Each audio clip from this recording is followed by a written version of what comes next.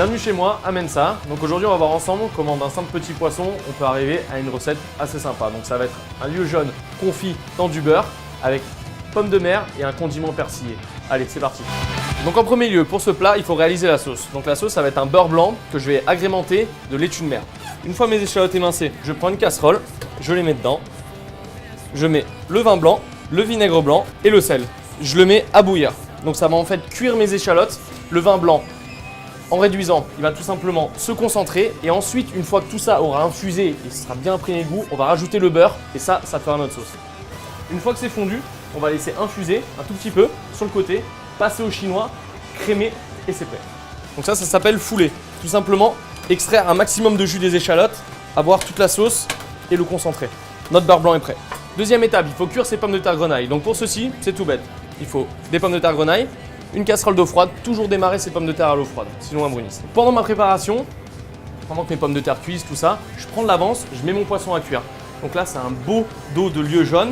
Donc voilà, ce qu'il faut surtout, ce qui est important, on assaisonne avant cuisson. Donc mon four à 60 degrés pendant 12 minutes dans du beurre clarifié.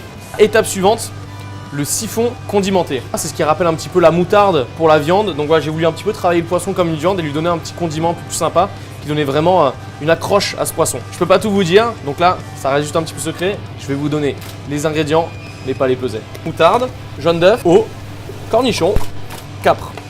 Tout ça, je le mixe. Donc l'huile de persil, vous faites chauffer votre huile neutre, donc une huile de tournesol, à 120 degrés. Donc avec n'importe quoi, hein. Vous pouvez faire avec du laurier, de la menthe, du basilic, ce que vous voulez. Vous mettez ça dans votre mixeur, vous versez votre huile à 120 degrés sur le dessus, vous mixez.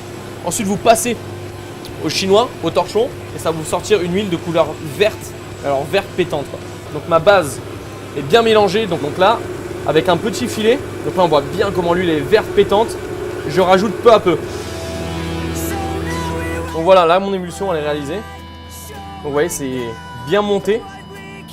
Et donc ça après, je vais le mettre dans mon siphon, gazer 3 fois. Et après, je le garde au chaud. Allez, next. Donc là maintenant, on va frire la laitue pour donner un petit peu de texture au plat, de croustillant. Allez, c'est parti. Donc là, ma laitue, elle est bien frite.